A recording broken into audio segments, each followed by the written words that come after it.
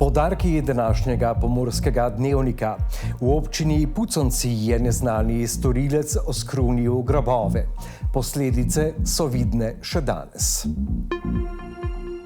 Društvo Bralna značka je imelo delovni seminar v Murski Soboti.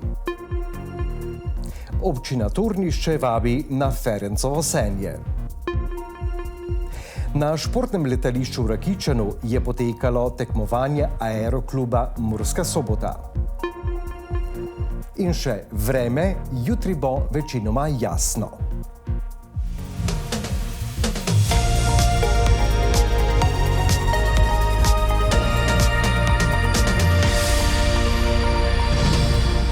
Spoštovane gledalke, cenjeni gledalci, lepo pozdravljeni. Mesec dni nas loči do dneva spomina na pokojne. Žal pa se v teh dneh policisti Policijske uprave Murska Sobota ukvarjajo tudi z zavržnimi dejanji na enem od pokopališč. Neznani storilec je v občini Puconci oskrunil grobove, kar so opazili delavci upravljavca, ki so takoj obvestili pristojne. Glede povzročiteljev po vasi kroži več govoric, sledi vandalizma pa so na pokopališču še vidne. Prispevek Miše Zečevič. Policisti so bili 17. septembra obveščeni o poškodbi grobov na pokopališču v Mačkovcih v občini Puconci.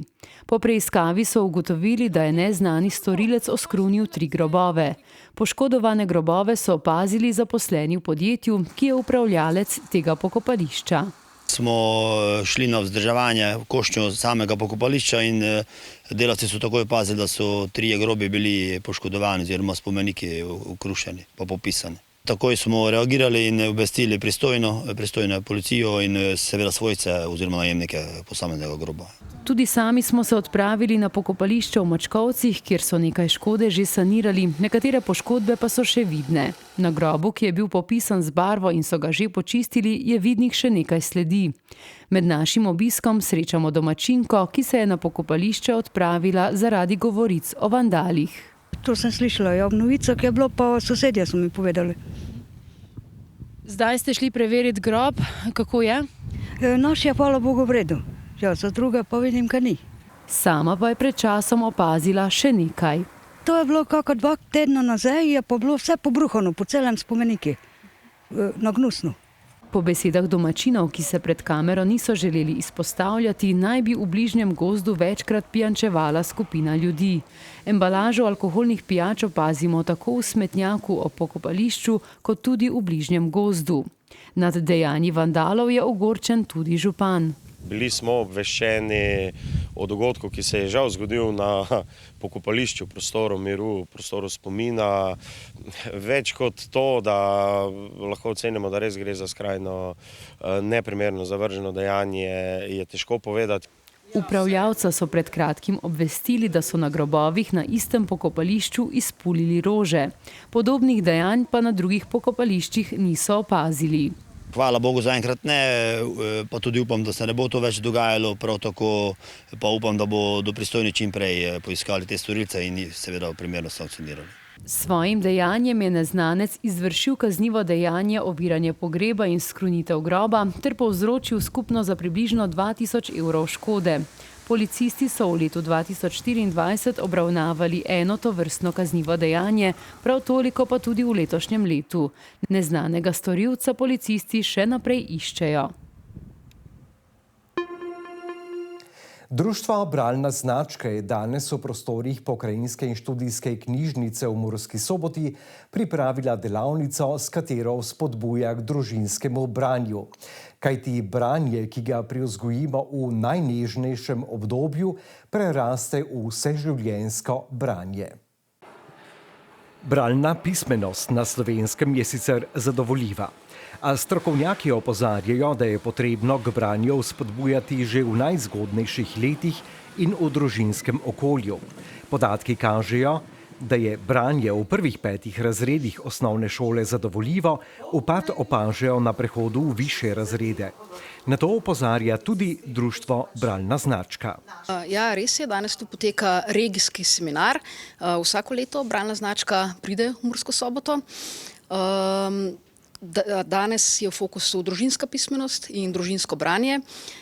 Torej, naši kolegi predstavljajo nabor kakovostnih knjig, pokažejo, kako se jih lahko uporabi v praksi in tako naprej. Ravno zato, ker se zavedamo, da je to najzgodnejše branje, najzgodnejši stik otrok s knjigami še prav posebej pomemben.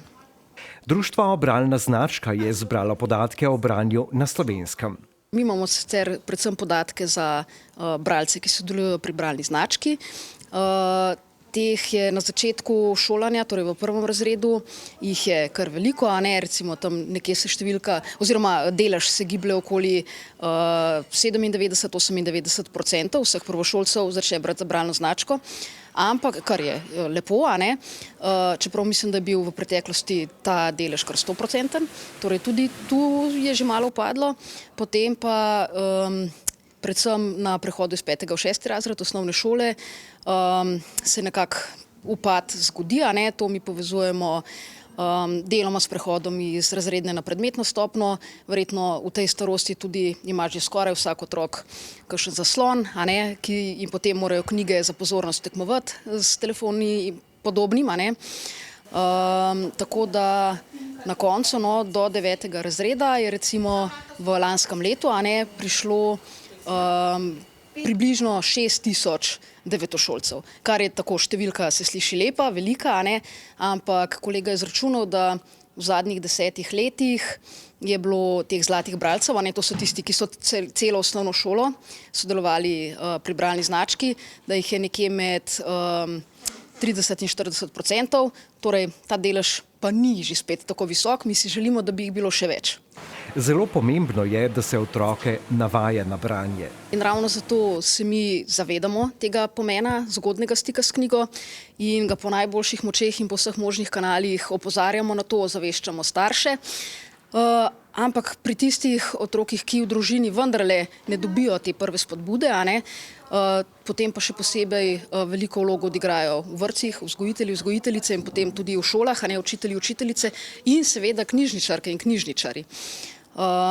Raziskave pa kažejo tudi to, ja, da tisti, ki pa so dobili že nekako v domačem okolju dobro podlago in vzpostavili, a ne, nek stik s knjigo, da tudi če potem v najstništvu se malo odmaknejo od knjig in dajo prednost čemu drugemu, a ne, se bojo potem kasneje vrnili k knjigam, a ne.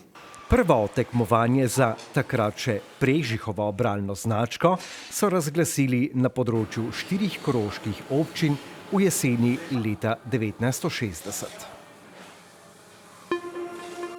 Ta konec tedna bo v Turnišču pestro, kajti pripravljajo tradicionalno Ferencovo senje. Z nami je Jasmina Denša z občine Turnišče. Lepo pozdravljeni. Dober dan tudi vam. Tradicionalno Ferencovo senje je eno izmed večjih sejemskih prireditev v občini in zato vedno zberete zelo pester in širok nabor. Res je. Ferencovo senje je eden izmed ohranjenih sejmov, torej ta največji ob Veliki Meši, drugi pa torej Ferencovo senje, tradicionalno ob godu Franca v oktobru. Dogajanje je čez cel vikend. Najprej začnemo v soboto, že nekje ob 1. uri, ko bodo Društvo kmetic v sodelovanju z Kulturnim društvom Štefaraj Turnišče in Društvom upokojencev Turnišče pričeli s kuhanjem po domače in sicer bo iz kotlov zadišalo po bograču.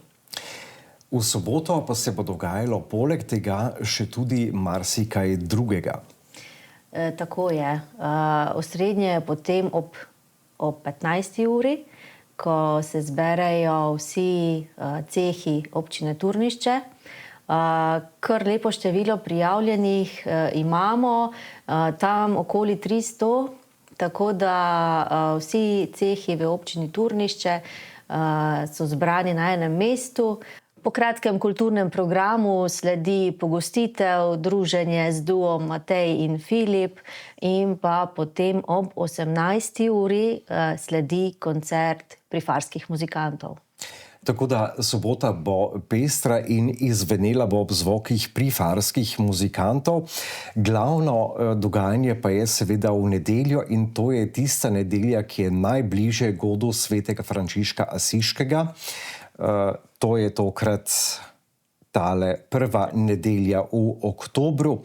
Sicer pa je sejem že kar v letih. 1896 je bil prvič, potem so ga prepovedali 1952 leta, 1996 leta pa ste ga znova obudili in vsako leto je v bistvu malo bogatejši in ima malo drugačno postavitev, da ni vedno isto. Ja, se strinjam. Ja, trudimo se, da vsako leto dodamo nekaj več. Tudi ponudniki sedaj se vedno več odločajo tudi, da prihajajo na ta naš sejem, ki se odvija tradicionalno na Planikinem parkirišču v Turnišču. Kulturno društvo Štefan Raj Turnišče najprej organizira povorko folklornih skupin na čelu z godbo Odranci in z njihovimi mažoretkami. Potem se dogajanje prestavi torej v šotor na Planikinem parkirišču, kjer sledi nastop vseh teh skupin in pa tudi zabava z duom Amadeus. Vse okoli pa imamo postavljene torej stojnice, različni obrtniki in pa tudi ponudniki suhe robe, različnih ostalih izdelkov, tako da vsak bo tam našel kaj zase. Imamo pa tudi široko gostinsko ponudbo. Letos so to prevzeli člani prostovoljnega gasilskega društva Nedeljica v sodelovanju s kulturnim društvom Rdeči zvonček Nedeljica. Tako da lačni in žejni sem prepričana, da ne bomo. Ne, pa tudi društvo kmetic se vedno zelo, zelo dobro pripravi, ne samo za soboto, ampak tudi v nedeljo znajo speči in skuhati dobrote. Pa tudi na sejmu najdemo marsikaj zanimivega, česar morda drugje ne. Kajti pri vas je v Turnišču, se pravi, najbolj tradicionalna obrt, ki jo lahko tu in tam še vidimo, čevljarstvo. Ja, res je. Čevljarstvo je za Turnišče, bi lahko rekla, nekako najbolj značilno. In ravno poleg Planikinega parkirišča torej stoji Čevljarski muzej, preko pa seveda tovarne utve Planika. Tako da je ta lokacija ni izbrana naključno, da se v bistvu vse ti elementi na koncu povežejo v neko celoto. In tudi, da pride na sejem godba napihala z mažoretkami, to ni vsakoletno in tudi ne na vsakem sejmu. Tako da te odločitve velja pozdraviti. V bistvu pridemo na sejemski prostor v povorki. Tako. Ali pa jo pričakamo tam. Tako. Povorki ali pa, tako kot ste rekli, nekateri pridejo potem z druge smeri, pričakajo, ampak res je, da zadnja leta smo že dodajali godbe, ker vidimo, da je to toliko boljši učinek, da ljudje, ker ni vsak danje, ljudje radi pridejo, pogledajo in se potem vsi skupaj nekako pomaknemo na ta prireditveni prostor pod šotor. Rekla sva, kdaj se bo začelo v soboto, to je že zgodaj popoldne. Tako. V nedeljo pa že kar od 8 zjutraj. Ja, kar od 8 zjutraj. V bistvu bi omenila tukaj še, da bodo pred občinsko zgradbo člani Vinogradniško-sadjarskega društva Turnišče najprej obrali še trto, potomko stare trte, ki jo imamo posajeno pred občinsko stavbo, in pa potem dogajanje na Planikinem parkirišču, pa tudi že od 8 naprej. Ponudniki bodo tam že zelo zgodaj. Dogajanje se bo pa v bistvu odvijalo nekako tam, planiramo do 15. ure. Da bomo potem lahko šli sveži in spočiti v ponedeljek spet vsak po svojih poteh. Jasmina Denša, torej občina Turnišče, nas vabi, da se v soboto in v nedeljo odpravimo v Turnišče in si pogledamo kaj in kakšno je Ferencovo senje, ki ste ga, kot rečeno, obudili leta 1996, čeprav njegovi začetki segajo že v leto 1896. Najlepša hvala. Hvala tudi vam. In si lepo vabljeni v Turnišče. Aeroklub Murska Sobota je minulo soboto organiziral tradicionalno klubsko tekmovanje Točen v nulo Open 2025. Tekmovanje je odprtega razreda v preciznem rutnem letenju in pristajanju. Tekmovalci so se lahko pomerili v dveh disciplinah. Prva je vključevala rutno letenje in precizno pristajanje, kjer se je tekmovalo v odprti konkurenci. Druga disciplina pa je bila tekmovanje samo v preciznem pristajanju, razdeljeno na klubsko in odprto konkurenco. Tekmovanje je potekalo od jutra do poznega popoldneva, posadke so rutno nalogo prejele uro pred štartom, ruta je trajala približno 45 minut, tej sta sledili dve precizni pristajanji. Tekmovanja so se lahko udeležila ultralahka letala in letala General.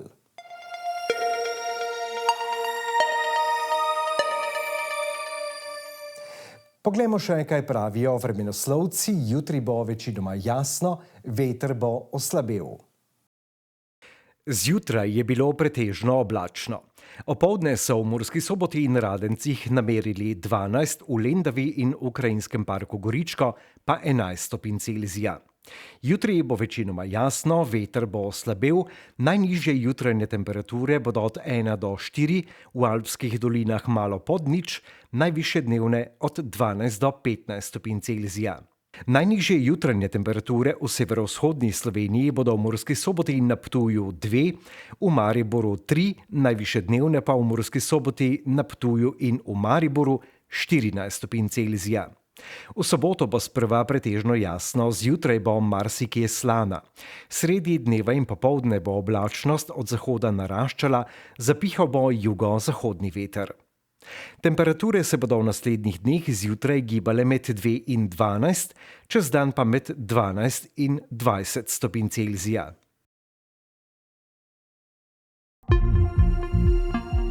To je bilo za danes vse, kar smo vam pripravili v naši osrednji informativni oddaji. Dogajanje v Pomurju lahko spremljate tudi preko naše spletne strani ali socialnih omrežij. Hvala za vašo pozornost in lep pozdrav!